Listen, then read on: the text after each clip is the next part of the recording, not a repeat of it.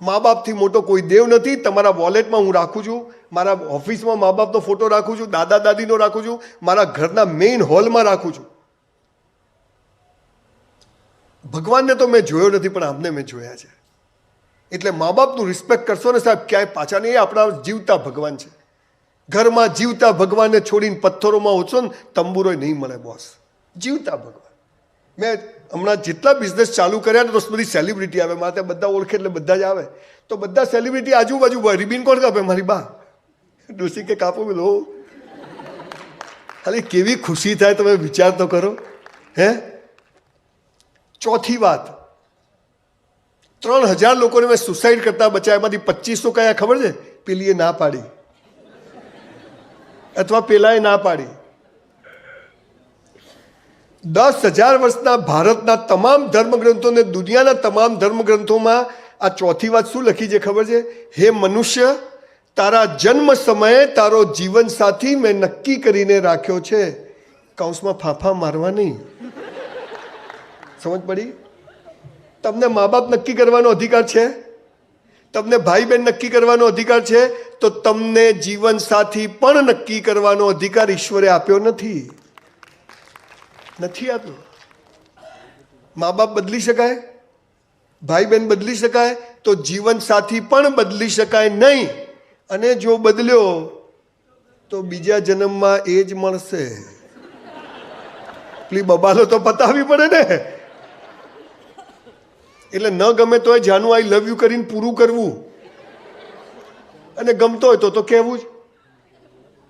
આ 10,000 વર્ષના ભારતના એક પણ ધર્મગ્રંથમાં છૂટાછેડા કે ડિવોર્સ જેવો શબ્દ જ નથી. આ સાલું બધું બહારથી આવ્યું છે. ડિવોર્સ, તલાક આપણા શબ્દો જ નથી. આ છેલ્લા 1000 વર્ષમાં આવ્યું. લગ્ન એટલે શું ખબર છે? દીકરા દીકરીઓ. આ બધું ભણવામાં નહીં આવે એટલે કહું છું. બે વિચિત્ર માણસો ઓળખ્યા વગર લગ્ન કરે, આખી જિંદગી રોજ ઝઘડા કરે, સુધરે નહીં તોય ભેગા રહે. આનું નામ લગ્ન. આ તમારે સમજી લેવાનું. 80 વર્ષે પણ ડોસી એમ જ કે હારા હારા ઘેરથી મોંઘા આવતા હતા, મારા ફૂટી ગયા, તમારા ઘેર આવી. ચાલુ જ હોય. પણ તોય પછી સવારે દાંતણ લઈને આવે કે લો દાંતણ કર. આ દેશમાં તમે અમેરિકા જાઓ ને તો કોઈ ધોળિયાને પૂછો ને કે આ છોકરી કોણ છે, કે this is my second wife, third husband's daughter. મેં તો ઉપર લખવા દેતું. બીજી વાઇફના ત્રીજા હસબન્ડ મેં. અને આપણે તો કે 5 આપણી. આ મજા છે સાહેબ. કેટલા દેશોએ આ દેશ પર હુમલો કર્યો, ભારત ઉપર. અને આજે આવનારા 10 વર્ષમાં બધાના બાપ બનવા આપણે જઈ રહ્યા છીએ, મહાસત્તા બનવા જઈ રહ્યા છીએ. કેમ કે એની જડો મજબૂત છે. એની જડો છે ઈશ્વર પરની શ્રદ્ધા. એની જડો પર છે કે અહીંયા બેસ્ટ કરવામાં આવે છે. એની જડો છે મા બાપથી મોટો દેવ નથી. એની જડ છે જીવન સાથી નક્કી છે બોસ. પણ આ પિક્ચરોએ દાટ વાળી દીધો. પિક્ચર શરૂ થાય ને છોકરો છોકરી ભેગા થાય, ઘંટડીઓ વાગે, બગીચામાં જાય ગીતો ગાય. હું ને મારી વાઈફ 50 વાર બગીચામાં ગયા, એક ગીત યાદ ના આવ્યું. બોલો. આ બધા આપણું કલ્ચર ખરાબ કરવા માટે પૈસા લાગે છે, એનાથી દૂર રહો. જીવન સાથી નક્કી છે. કોઈક વાર આવીશું એના પર 2 કલાક કથા કરવા. આજે વાત આટલી જ છે કે આ બધું લઈને નીકળશો ને, કેરિયર બધું. તકલીફ શું થાય? જ્યારે કેરિયર બનાવવાનું ત્યારે જ કેરેક્ટર તમે દાવ પર લગાવી દો છો. And once you lost your character, you lost your career. And once you lost your career, you lost everything. જીવન સાથી નક્કી છે. મારી કોલેજમાં એક એટલી સરસ છોકરી મને બહુ જ ગમતી, પણ મારી સામે જોવે ને હું પામોલીન તેલ લગાવીને જોઉં, કોણ જોવે આપણી સામે? અને એક જ જોડી ડ્રેસ. પણ જ્યારે મારી સગાઈ નક્કી થઈને હું છોકરી જોવા ગયો ત્યારે એ જ છોકરી પાણી લઈને આવી. અને હાલ મારી વાઈફ છે 35 વર્ષથી, જે મને ના પાડતી હતી. હા, મેં જોતા આમ કરે. This is life. ઐશ્વર્યાબેનને ક્યાં જવાનું હતું ને ક્યાં જતા રહ્યા. This is life. આપણે મુકેશભાઈ અને અનિલભાઈને સરખા રૂપિયા આપ્યા હતા કે નહીં? હે, મુકેશભાઈને હાલ કેવી મજા છે, અનિલભાઈને થોડી તકલીફ છે. This is life. દીકરા અહીંથી બહાર નીકળો ને ત્યારે બધું કરજો, પણ પહેલું બેસ્ટ કરવા. હું એક ઇન્ટરવ્યૂ આપવા ગયો, મારે ટકા ના આવે એટલે મારા બાપુજી મને આંખો ધોવાના કમ્પાઉન્ડરના ઇન્ટરવ્યૂમાં મોકલ્યો. સાલું એમ થાય સંજય રાવલ કમ્પાઉન્ડર. તો 10 જણ બેઠા હતા, હું બેઠો, બધા આમ કર્યો. હું બેઠો હસું. પેલો દિવેલ પીધેલો અંદર જાય, દિવેલ પીધેલો બહાર આવે. 4 જણ ગયા. પછી મારો નંબર, હું તો બેઠો હતો શાંતિથી. પેલો મારી બાજુવાળા મને કહે તારે ટેન્શન નથી, મેં તો આપણે ઓળખાણ છે. હા એટલે હવે આપણે કંઈ હતી જ નહીં ઓળખાણ કશું. હું અંદર ગયો એટલે પેલા સાહેબ આમ બેઠા હતા. ક્યાંથી આવ્યા? મેં તમે આ ત્યાંથી વળીશ, તું ક્યાંથી આવ્યા? મને કે સરખી રીતે જવાબ આપો. મને કે કેટલા પગથિયા ચડીને આવ્યા? મેં કીધું સાહેબ 400. મને કે 3 જ છે. મેં સાહેબ પૂછો શું કરવા? તમને ના લેવા એટલે ઊંધા સવાલ પૂછે. મને ઈશ્વર પર શ્રદ્ધા છે. સંજય રાવલ હાલા કંઈ કમ્પાઉન્ડર બનવા પેદા થયો છે? મને કે ગેટ આઉટ, તમારા જેવા લોકો સમાજ માટે કલંક છે. મેં તું બહાર આવ બતાવું. કીધું નહીં આપણી સભ્યતાના હિસાબે, મા બાપના સંસ્કાર. હું બહાર આવ્યો ને પેલા 4 જણ મને કે શું થયું? મેં તું પાસ. પેલા 4 જણ ઘરે જતા રહ્યા. આ સાલો આપણો કોન્ફિડન્સ. બીજા લોકો તમારી સફળતા નક્કી કરે છે. સાહેબ થિંક ડિફરન્ટ. બધા વિચારે ના વિચારશો ને સાલા સિંહના બચ્ચા ઘેટાના ટોળામાં આવી ગયા છે. સહેજ કંઈ પડે હું શું કરું? પ્લગમાં આંગળી ગાળ દે તું ઘેર જઈને. ભગવાન છે ને મરદની મૈયતમાં જાય પણ બાયલાની જાનમાં ના જાય. હે ને, મરદ બનવું પડે. કંઈ બી થાય, હરી ઈચ્છા કંઈ બી. હા, મહેનત કરવાની, તોડી નાખે, બેસ્ટ કરવાનું, એક્સ્ટ્રીમ બેસ્ટ. પછી ઈશ્વર ના કરે એ 15-17 નિષ્ફળતાઓ ના મળી હોત ને તો આજે અહીંયા ઊભો ના હોત. 93માં ડાયમંડના બિઝનેસમાં એટલો લોસ કર્યો કે 10 વાર સુસાઇડ કરવો પડે. એક વારમાં પતે નહીં. ઊભો રહ્યો. મારી બા મન કે રડે જ શું? મન કે આપણા ઘરમાં 5 કરોડનું નુકસાન થાય ને ત્યારે જ કોકના ઘરમાં 5 કરોડનો ફાયદો થાય, એમાં ખુશ રહે. વિચાર કરો કઈ સ્કૂલ કોલેજોમાં ભણાવે છે. દીકરા દીકરીઓ આ કોવિડ કેમ આવ્યો તો ખબર છે? 1720માં કોવિડ આવ્યો, 1820માં આવ્યો, 1920માં આવ્યો, 2020માં કોવિડ આવ્યો. કેમ? કે પરિવાર સાથે બેસો, ઘરમાં ચર્ચા કરો.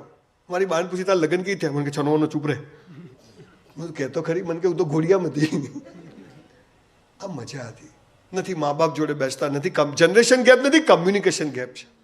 આજે પણ સવારનો ચા નાસ્તો અને સાંજે જમવાનું અમે આખું પરિવાર સાથે બેસીને કરીએ. આ બધા સફળતાના રહસ્યો છે. આ સર્ટિફિકેટ તો છે, it's a part of success, પણ એ સંપૂર્ણ નથી. ટકા આવવા ના આવવા, મહેનત કરવી, આ બધું બરાબર છે. આ તો હજી શરૂઆત છે.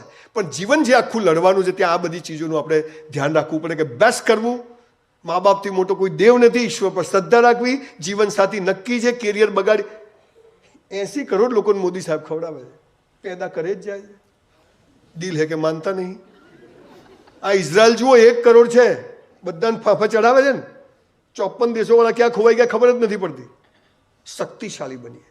4 બાળકોની 1 પેદા કરીએ પણ સિંહનું બચ્ચું હોય અને એને સારામાં સારું એડ્યુકેશન આપી શકીએ ત્યારે બીજું બાળક પેદા કરવું. આ નક્કી કરવું પડશે. લાલીઓ આવ્યો, કોઈ સરકાર કોઈ કરતી નથી. સરકારમાં એટલા આવ્યો છે. ડિલિવરી ફ્રી, સમૂહ લગ્નમાં લગ્ન ફ્રી, છોકરા ફ્રી, ભણતર ફ્રી, બધું ફ્રી. દાટ વાળું છે મફત. દીકરા દીકરીઓ તમને કહું, ગીતામાં લખ્યું છે મફતનું લઈશ નહીં. લખ્યું છે. મારા બાપાએ નથી કીધું. હે ને, કોસ્ટ ચૂકવી. આ તમે જે ખર્ચો છે, આ ખર્ચો પેલા કોઈ બોલ્યું ખર્ચો નથી, આ ઇન્વેસ્ટમેન્ટ છે. Education it's a part. એ એડ્યુકેશનમાં બેસ્ટ ઇન્વેસ્ટ કરો. છેલ્લી 5મી વાત કહીને મારી વાત પૂરી કરું. એક શબ્દ છે મોક્ષ. તમને થાય કે આ ઉંમરે હાલા ભાઈ મોક્ષની વાતો કરે. આ જ ઉંમરે જરૂર છે. પણ મોક્ષ એટલે શું? તમને કહું. મોક્ષ એટલે બધું છોડી દેવાનું નથી. મેં તો બધું છોડેલા લોકોના આશ્રમમાં જઈને જોયું અને ત્યાં જઈને પાછો આવ્યો. મેં તો આશ્રમ બનાવી અને એમાં સંસાર ઊભો કરવો એના કરતાં સંસારમાં જ આશ્રમની જેમ જીવવું વધારે સારું છે. મોક્ષ એટલે શું? સરદાર પટેલનું નામ સાંભળ્યું છે? દેશનો ગૃહમંત્રી 565 રજવાડાઓને ભેગા કર્યા. બધા પાસેથી 1-1 કરોડ લીધા હોત ને તો 500 કરોડ પટેલના હોત કે ના હોત? 1 રૂપિયો નહીં. 42 વર્ષે પત્ની મરી ગઈ, બીજા લગ્ન કર્યા નહીં, અને 72 વર્ષે જ્યારે મરવા પડ્યા ને ત્યારે દીકરી મણિબેનને કીધું કે દીકરી આ 275 રૂપિયા સરકારને પાછા આપી દેજે, હું મરી જઉં તો. અને તોય આપણા મોદી સાહેબ 3000 કરોડનું સ્ટેચ્યુ ઓફ યુનિટી બનાવે ને, આને મોક્ષ કહેવાય. આને મોક્ષ કહેવાય. ગાંધીજી સાલું ધોતિયાને એક ખિસ્સું નહીં, અને આજે ભારતમાં એવું એક ખિસ્સુની જેમાં ગાંધી ના હોય. અને હવે સહેલી વાત તમારી, તમને મોક્ષ અપાઈને જવાનું છે જીવતા જ, જનક રાજા જેવો. દીકરા દીકરીઓ, આજે તો તમારી પાસે પૈસા નથી, તમે હજી સેલ્ફ સસ્ટેનેબલ બધા ઊભા થશો, કાલ તમારા થશે, બચ્ચાઓ થશે, ચિંતા ના કરજો, લગ્ન બી થઈ જશે, ના થાય મને કહેજો, હોધી આપીશ. પણ તમારા માટે કોઈ જન્મવાન નથી, મળી જશે. એટલે ફાંફા ના મારતા કેરિયરમાં લાગી જાઓ. પૈસા સિવાય કશું નથી. પૈસા કમાવાનો એકમાત્ર ઉદ્દેશ હોવો જોઈએ, સંસ્કાર સાથે. પણ તમને આજે ગાંઠ મારીને ઘરે જઈને ડાયરીમાં લખી દેજો, કાલે તમે પૈસા કમાઓ, તમારા દીકરા દીકરીઓના લગ્ન થઈ જાય અને તમારી પાસે 50,000 રૂપિયા ભેગા થાય ને, અને તમને એમ થાય કે હવે એક્સ્ટ્રા છે, શેર બજારમાં નાખું કે એફડી લઉં, ત્યારે શું કરજો? તમારા સમાજમાં, કુટુંબમાં નજર કરજો. અને સમાજ કુટુંબની કોઈ બહેન દીકરી કુંવાસી દુઃખી હોય, એના ઘેર 12 મહિનાનું સીધું સામાન નખાઈ દેજો, જીવતા મોક્ષ મળી જશે. જીવતા મોક્ષ મળી જશે. ખૂબ બનાવ્યા મંદિરો, ખૂબ બનાવી ધર્મશાળાઓ, ચલો થોડા માણસો પણ બનાવીએ, એવું આજે નક્કી કરજો. હું મર્સિડીઝમાં ફરું, મારી બહેન પાસે સ્કૂટર ના હોય, લાનત છે મારી મર્સિડીઝને. મારો બનેવી ગમે તેવો બોગસ હોય, મારી બંગલાઓની સ્કીમ ચાલે, મારી બહેન ભાડે રહેતી હોય, ના ચાલે. આ ભાવ પેદા થાય ને, આને મોક્ષ કહેવાય. આ સનાતન સંસ્કૃતિનો પાયો હતો. અહીંયા તો કૂતરી વિયાય ને તો આપણે રાબ જઈને આપી આવીએ છીએ. આ દેશ છે સાહેબ. અને નસીબદાર દેવદાર લોકો અહીંયા જન્મ લેવા માટે તરસતા, આ એ જ ભૂમિમાં આપણને જન્મ મળ્યો સાહેબ. દુનિયામાં કોઈના બાપની તાકાત નથી કે ભારતનો વાળ વાંકો કરી શકે, કેમ કે આપણી જડો બહુ મજબૂત છે. અહીંયા સાધુ સંતો એટલું બધું છે કે આ વાતો આપણે સતત કોઈને કોઈ રીતે કહેવામાં આવે છે. એટલે આજે તમે જાઓ દુનિયામાં, પણ આ 5 વાતો એક ગરીબ બ્રાહ્મણની યાદ રાખજો, લખી રાખજો. બોલો, ગરીબ બ્રાહ્મણ આવો તો અમીર કેવો હોય. અને છેલ્લે જે દેખાડાની દુનિયામાં આપણે આવી ગયા છે, એ વાત કરીને મારી વાત પૂરી કરું. આપણા ત્યાં એક વ્યાખ્યા છે પાપ અને પુણ્યની. ડુંગળી ખવાય ને બટાકા ના ખવાય. પાપ અને પુણ્ય એટલે શું? જો તમે આજે બધા અહીંયા આવ્યા છો, કેવા સરસ તૈયાર થઈને, પેરેન્ટ્સ એકદમ નવી સાડી બાડી પહેરીને આવ્યા. લગ્નમાં જાય ને પપ્પા મમ્મી, હું ને મારી વાઈફ લગ્નમાં જઈએ તો ઘણી વાર તમારી વાઈફને જોઈને એમ થાય કે મારી વાઈફ છે કે બીજાની છે. ઘરમાં તો કામવાળી કઈ ઘરવાળી કઈ ખબર જ ના પડે. તમને બધાને પપ્પા મીન જોજો, પપ્પાને ગંજીમાંથી શ્રીલંકા દેખાતું હોય, બહાર જાય એટલે હિરોઈન. એટલે બીજાને બતાવવા જીવવાનું. સંજય બી ઘરે આવે તો નવા કપડાં કાપીએ, આપણે હાલત તૂટેલી પીએ. મારા લગ્ન ત્યાં મારી વાઈફને બધું પલ્લવી રોજ ઘરમાં નવા કપડાં પહેરે, રોજ બર્થડે, રોજ મેરેજ એનિવર્સરી, રેડી જ રહેવાનું. 35 વર્ષથી હજી બોલો એની એજ છે, બદલી નથી. સરસ રહેવાનું દીકરા દીકરીઓ, બેસ્ટ રહેવાનું.